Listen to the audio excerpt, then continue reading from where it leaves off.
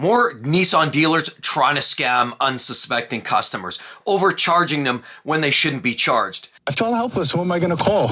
So I called 7 on your side. This thread continues to be going on and on and on. I hate to talk about this, but these are realities that car buyers are often subjected to. And a lot of times they feel like they're sitting alone on an island and they have nobody to talk to.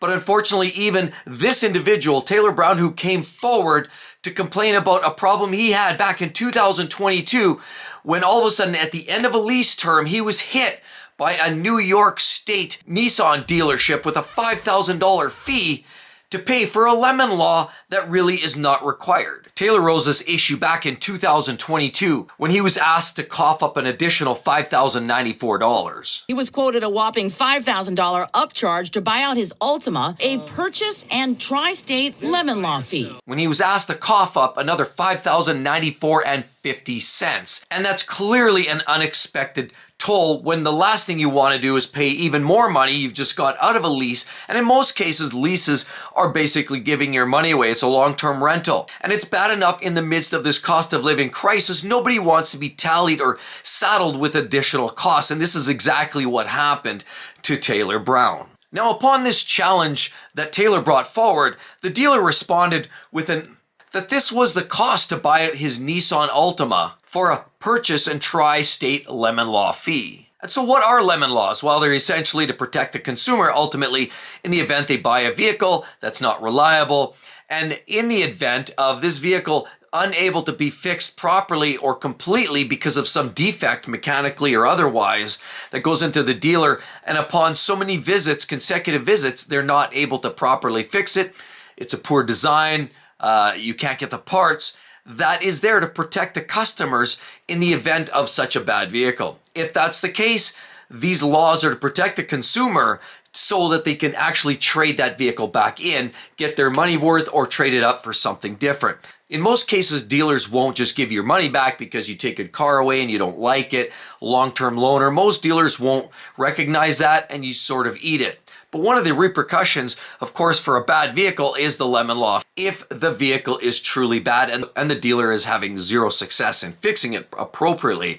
And a lot of these defects, of course, are mechanical, but also safety in a way that that vehicle really is not usable. And after having generally no success, Brown decided to go underground and went directly to the manager and decided to ask the question, what about this vehicle? Why am I paying this $5,000+ This makes no sense. Manager of that dealership responded by basically saying, everybody gets charged this fee. Every customer gets charged that? But fortunately for Brown, he was enough to shake the fig tree and actually get somebody to listen. He got the ear of obviously news networks, and as well, fortunately, it made its way to the Attorney General in the New York State. Letitia James got a hold of this and decided to take action. The result was actually a $1.9 million payback by a collective total of 5 dealerships in the New York area. And once word started getting out that if you were an owner of a Nissan vehicle trying to unload and essentially having to be paid this $5,000 fee or some variation of that, many customers found this out, and vehicles purchased between 2020 and 2023 were able to get some of that money back. As a matter of fact, 1,138 customers to date have put in this claim, and it resulted in $1.9 million to be paid by these 5 dealerships. Now, we've heard stories like this all too often where you get dealers all of a sudden writing or underwriting an additional fee. Often these fees, they don't show up in a lot of preliminary paperwork when somebody's getting a lease or taking out a lease or financing a vehicle. But what's been happening primarily, allegedly, as per James's conversation and her office, is that a lot of these fees were charged at the end of the lease period.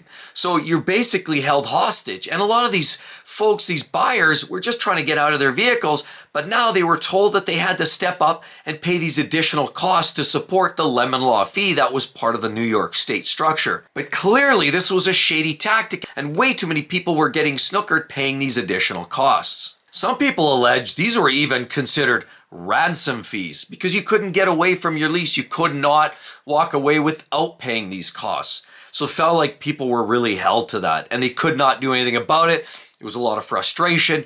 And in such a time where people are just trying to get a half decent deal with the cost of living crisis, with the ever increasing price of these vehicles, inflation, of course, naturally rising interest rates, the jobless rates are increasing. It is just not a good time for people to be stuck with additional costs that they didn't even know about or didn't sign up for initially. So Letitia James back in 2022 basically said, you better pony up and get your lawyers intact, because she commented, we received a number of complaints from our Office of Consumer Protection, and it's investigating and encouraging each and every one of them to comply with the law. So you better get a good attorney. So in March, Letitia James secured a $1.9 million payout to each one of these customers that felt they were hard done by. Further to that, all of the dealerships were instructed to do a full audit and ensure that each and every one of those customers were paid in full. I've had numerous people reach out to me and comment the same thing. I've been digging on this one for a while, but even some people reporting, Joe Macaluso commented, that's what happens when you're greedy. And I've had other people comment, that's just shady practices. Or other comments like, that's disgusting. I can't believe how many emails I received talking about these similar shady practices and that they've had some bad experiences with some of the Nissan dealers. Now, I'm not here to necessarily tie that to this situation, but clearly customers are starting to dig in and become a little more savvy and are taking and tolerating a lot less of these shady practices. And that's always been my go-to. Is you've got to read the fine print. You've got to make sure you have the paperwork and only sign what you agree to. If at the end of any of these terms you don't like what you have or what you see or what they're trying to bill you for, you have the right to challenge that each and every time. And be sure you do, because this is a classic example how some of these dealers try to pull a fast one.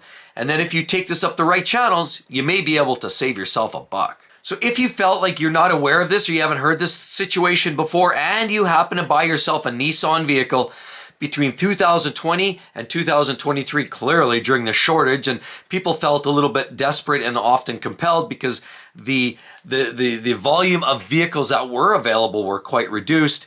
People were just happy to get a vehicle. But knowing that, if you happen to buy one in one of these New York State Nissan dealers, just know that there were options and you may want to look into this further. So the Attorney General's office revealed that Nissan of Westbury, where Brown was specifically overcharged, had to pay back $102,636.07 to its customers. It also agreed to pay an additional fee of $19,440. But in addition, Nissan of Kings of Brooklyn really had to pay the piper, and their bill and tally to repay a lot of these customers was a much higher at $437,560.86, and an additional penalty of $147,000. There was actually over 400 customers as part of that settlement. Baron Nissan of Greenvale actually also had to pay up to about 200 customers and a tune of over $200,000, an additional fee of $51,190. So clearly it's enough to sting. Now, it's not putting any of these dealers out,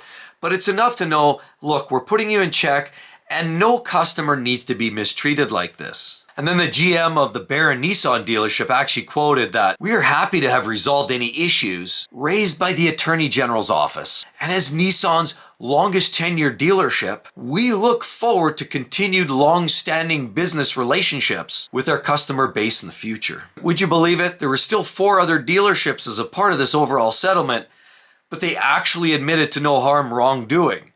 Why would you pay if it was not wrongdoing? I mean, it really does beg the question. And I'm telling you, this is why I keep saying, everybody, please do read the fine print. Check every line item on the invoice. Don't pay what you shouldn't. Not only fees like this is on the back end, but on the front end as well. You're definitely going to want to make sure you have a closer look. Don't be paying for any of the extras. You've got to look at that. Ask the question, what are these costs for?